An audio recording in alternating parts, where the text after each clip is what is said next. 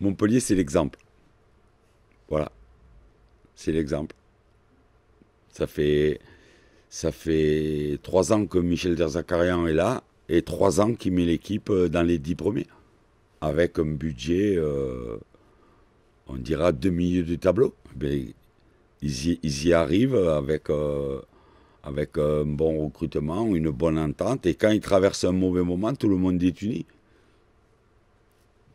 C'est un bon exemple. Bon, déjà, bien la connaître, oui, oui, de son président que j'ai vu naître, à tous ses collaborateurs que j'ai soit joué avec, soit entraîné. Donc je connais bien, oui, c'est mon club. J'ai joué toute ma carrière là-bas. Mon père était le meilleur ami de Louis Nicolin. Ça, je vous apprends pas grand-chose. Ce club a traversé une période difficile pendant 4 matchs et, et surtout a perdu Bruno Martini. Dans une période un peu sombre, voilà la finalité. Donc je savais qu'ils allaient avoir le retour de flamme parce que c'est un club qui est uni, c'est un club famille et ils ont des joueurs qui sont des guerriers. Donc je savais qu'à un moment ou à un autre, ils allaient réagir et le fait de perdre le derby a dû plomber un petit peu le moment. Et là, je suis sûr ils sont de retour. Et ils ont gagné à Saint-Étienne. Les leaders, Delors, Savanier, Laborde ou Ferry, on parlait fort dans le vestiaire. Et là, je m'attends à un match très difficile. Ben, tout le monde était déçu, comme moi. Les joueurs, comme l'a dit Laurent Koscielny, ils avaient l'impression d'avoir eu un bug pendant 5 minutes qui avait anéanti tout un plan de jeu. Donc tout le monde s'est remis au travail. Il y a eu une bonne semaine, il y a eu une bonne ambiance. Ils ont digéré, maintenant ils attendent la prochaine étape. Non, c'est quand on regarde le début du match, on est exactement dans le plan. On a fait 25 minutes où on avait choisi de subir, d'arriver à toucher à thème un peu plus haut et d'arriver en dessous en courant pour jouer le dos de la défense. C'est un peu le match qu'avait fait Lyon où ils s'étaient laissés dominer et avaient fait des contres. Il fallait essayer de répéter. Pendant 25 minutes, franchement, on n'a pas été en danger.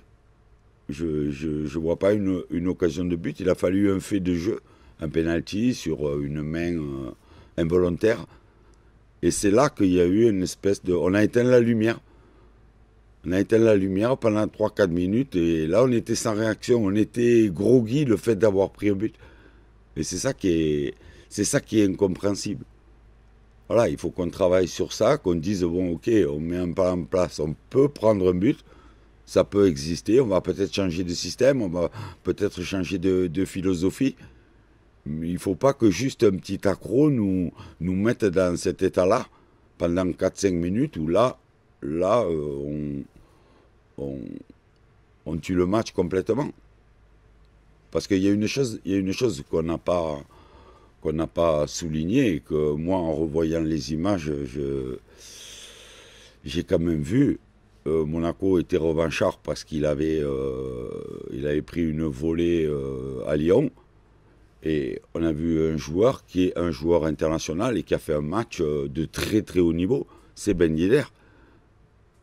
Là, quand vous jouez contre des individualités, parce que Monaco a beaucoup d'individualités, plus que nous, quand vous jouez contre des individualités comme ça, il faut être plus attentif, plus agressif, plus de beaucoup de choses. C'est pas un patron, c'est une c'est une ambiance globale. Je trouve que les joueurs ne se parlent pas.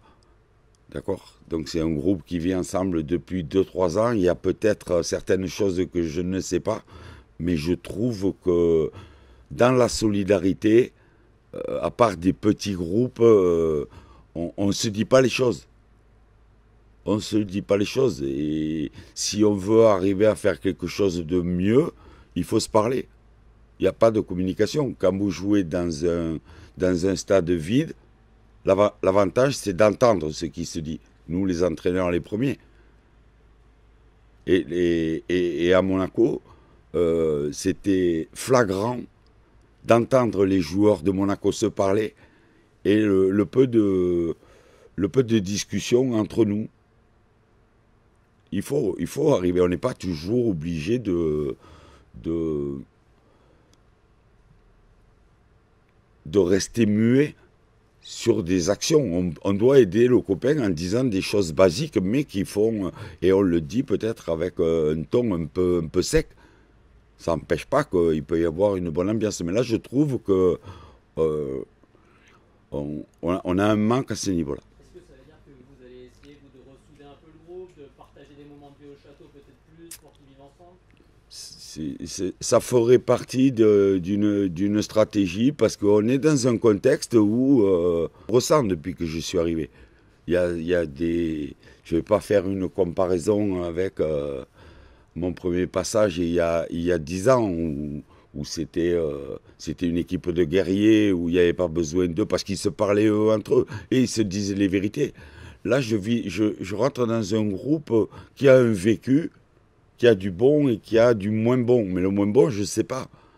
Je ne sais pas. Donc je découvre à mesure les affinités, je découvre les racines un peu. Et ça fait partie de mon job de les cimenter pour y arriver. Vous en parlez avec les joueurs Bien sûr, mais bien sûr, je parle, mais vous savez, les joueurs, ils vont pas vous parler de ce qui s'est passé, ou des petites embrouilles qu'il y a eu, ou du contexte qu'il y a vis-à-vis d'un tel ou d'un tel. C'est pas eux, ils attendent, il y a 24 ou 25 pros, ils attendent une chose, c'est de savoir s'ils sont titulaires, et après ils essayent individuellement, de donner le meilleur. Pour le moment, individuellement, c'est insuffisant. C'est insuffisant. Mais c'est vrai que je cherche la meilleure formule, je vais la trouver. Je vais la trouver. Je vous garantis que quand j'ai accepté ce défi de revenir à Bordeaux, malgré les difficultés qu'on me cornait de loin, je vous dis que je vais la trouver. Et je pense que c'est le plus difficile. C'est le plus difficile parce que, bon, on va pas refaire l'historique. On ne va pas refaire l'historique arriver à 10 jours du début, un effectif que je ne connais pas, ou peu, des gens que je crois connaître. Je connais les footballeurs, mais je ne connais pas les hommes. Des relations qu'il y a dans le vestiaire entre les uns et les autres.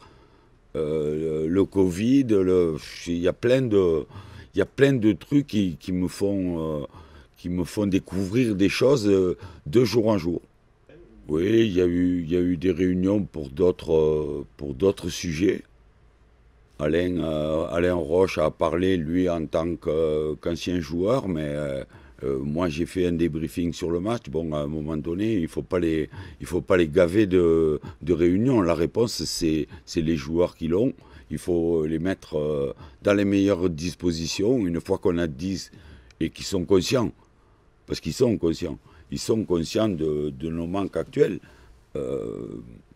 On va essayer de reproduire ce qu'on a fait il y a 15 jours et il y a un mois, c'est-à-dire être un peu sur le grill dans un match à domicile. Parce qu'à l'extérieur, on n'a pas fait ce qu'il fallait. Quand je dis Bordeaux est mauvais, c'est pas les joueurs. Hein. C'est pas les joueurs. C'est moi inclus et le club inclus. C'est cette espèce d'ambiance qui plombe. Qui plombe parce que on vit dans le faux. On vit dans le faux. Et je découvre, on vit dans l'indifférence. Les gens que vous voyez vous parlent d'il y a 10 ans en arrière, mais pas pas de ce qui se passe actuellement, parce que ils ont vécu des grands moments. Ils vous remercient des grands moments qu'ils ont passés, mais aujourd'hui, comme une démotivation, un désamour. Et il faut vivre avec ça. Et les joueurs le ressentent. Les joueurs le ressentent. Il faudrait du neuf, casser ce groupe qui souffre depuis 2-3 ans et amener de la fraîcheur en même temps que de la confiance. Mais c'est pas programmé comme ça. Donc il faut s'adapter à cette situation et arriver à la mission qu'on vous a demandé. Donc il faut trouver la solution. Donc je vais trouver la solution. 2-3 jeunes pour oxygéner. Oui, mais il faut qu'il y ait la place pour les jeunes. Il faut qu'il y ait la place pour les jeunes. Si vous regardez l'effectif, on a 5 ou 6 défenseurs centraux. On a 4 joueurs qui peuvent jouer avant-centre. Elle est où la place? Dylan sur les côtés, oui, mais sur les côtés, parce qu'il y a un peu plus de place. Parce que l'effectif est construit pour jouer dans un système et où il y a plus de place sur les côtés. Bessilé joue défenseur central. Non, vous savez? Ah, d'accord. Non, mais je vous le dis. Je vous le dis. Vous comprenez? Et je vous dis qu'il y en a déjà 5 ou 6. Donc déjà, je les prépare. Je les prépare à l'avenir, mais je ne peux leur donner que de l'entraînement, du contact, des séances en plus, du travail personnalisé, mais je ne peux pas leur donner le dessert parce que j'ai trop de monde. Oui, mais vous les trouvez donc pas prêts pour commencer un match de Ligue 1? Je ne le sais pas. Mais alors pourquoi vous le faites pas? Pourquoi vous mettez pas Zerkan au milieu de terrain qui a fait une très bonne Attention, vous m'avez parlé de Bakwa et de Traoré. Zerkan, il a déjà franchi les étapes.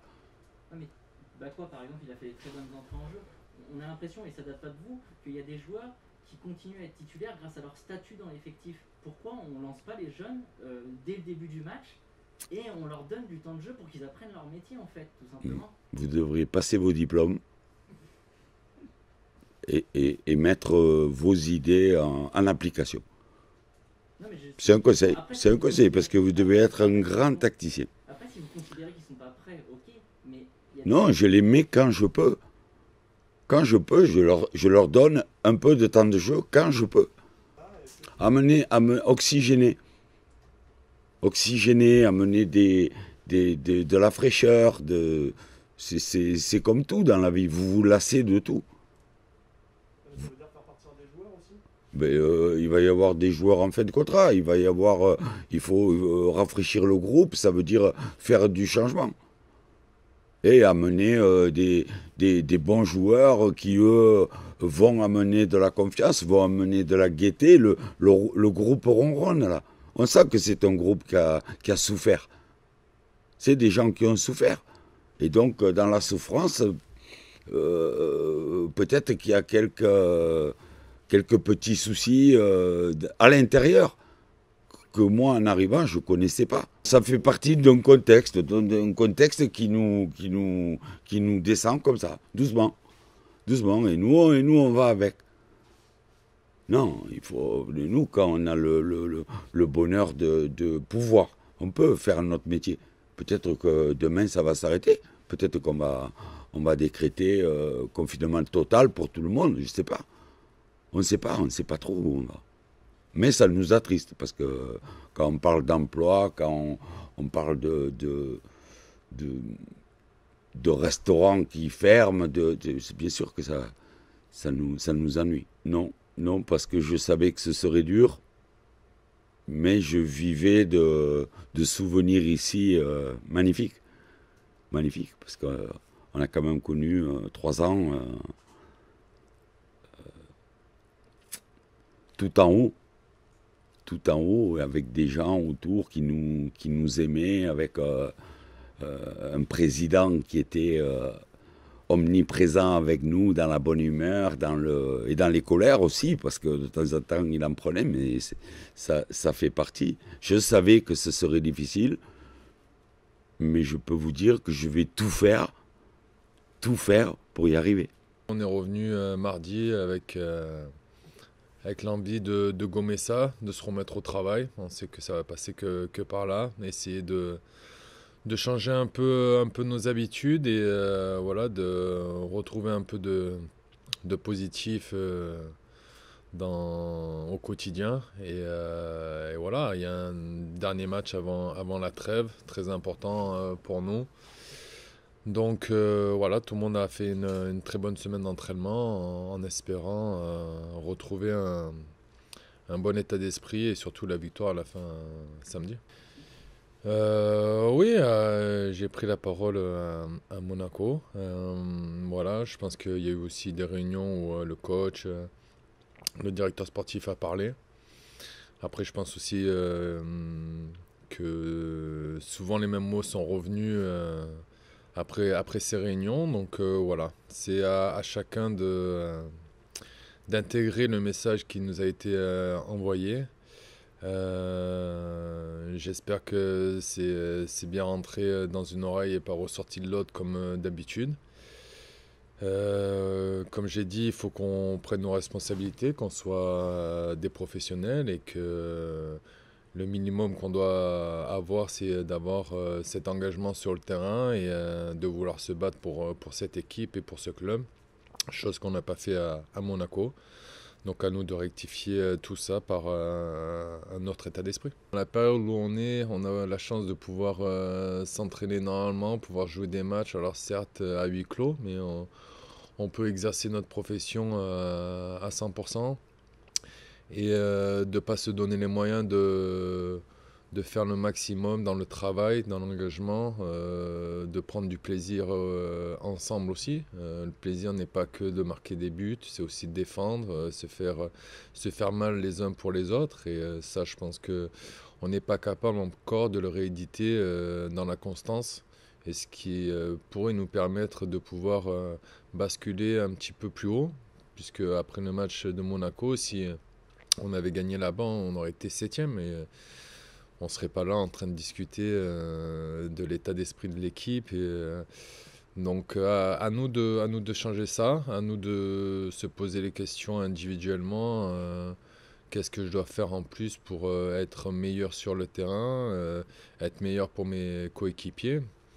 Et ensemble, on pourra retrouver une équipe. Comme j'ai dit, je ne pense pas que ce soit un problème tactique, technique ou physique depuis le départ. Ça fait 3-4 ans qu'ils changent d'entraîneur tous les ans ou tous les 6 mois. À un moment donné, il faut se poser la question, peut-être que ce n'était pas la cause de l'entraîneur, tout simplement. Ouais, je pense qu'il est touché parce que le souci avec ce groupe, c'est que c'est des bons mecs avec lesquels on vit bien. Et je pense qu'on vit en fait un peu trop bien ensemble depuis, je sais pas, 3-4 ans qu'ils sont ensemble. Certainement, des fois, il faut hausser le ton et se dire les vérités les yeux dans les yeux. Et je pense que ça a dû manquer parce qu'on a préféré être dans le côté sage et dans la douceur, à vouloir protéger les personnes qui avaient dans ce groupe plutôt que de crever l'abcès d'entrée. Et au moins, les choses sont réglées. Moi, je pars du principe que quand vous appréciez une personne, vous n'êtes pas juste là pour lui dire les bonnes choses. Quand quelque chose ne va pas, vous êtes là aussi pour dire qu'elle n'a pas été bon. Et c'est pour faire avancer les choses, pour que le groupe avance ensemble et que chacun puisse donner le maximum à l'équipe et progresse. Donc là-dessus, oui, il y a des choses certainement à changer par rapport à ça. Moi, quand il y a des mauvais résultats, tout ne peut pas être rose. Et donc, c'est surtout là-dessus où, en fait, le fait de se dire les choses n'est pas quelque chose de négatif en soi. Ce n'est pas parce que je vais te dire que tu n'as pas été bon sur ce match-là que c'est négatif. Je veux qu'en fait, tu prennes conscience que tu es capable de faire beaucoup mieux que ça, avec de l'exigence, du travail au quotidien, comme je le dis souvent aux jeunes. Vous avez les qualités techniques, mais ça ne suffira pas pour faire une grande carrière sur le temps. Vous avez besoin de l'exigence, d'être tout le temps les meilleurs sur le terrain. Et pour ça, il faut travailler. Si les choses négatives te mettent dans le trou, bah, tu ne vas jamais y arriver, que ce soit dans le monde du foot ou dans la vie de tous les jours. Voilà, c'est des choses qui doivent te permettre de te surpasser et d'aller chercher encore au plus profond de toi pour être meilleur. Tant que Alain ait pris la parole, parce que je pense qu'il a beaucoup de joueurs le respectent. C'est une très bonne personne.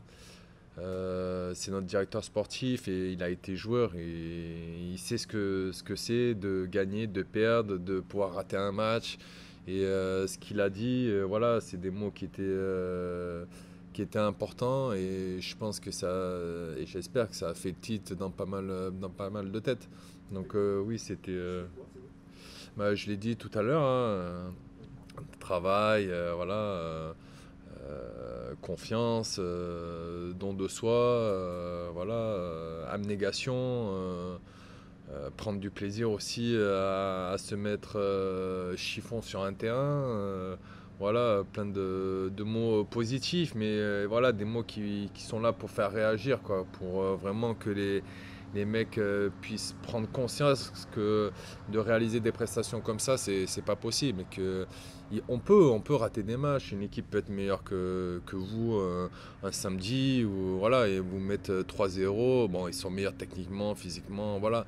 Mais en termes d'état d'esprit, on doit être au même niveau, si ce n'est supérieur aux autres équipes.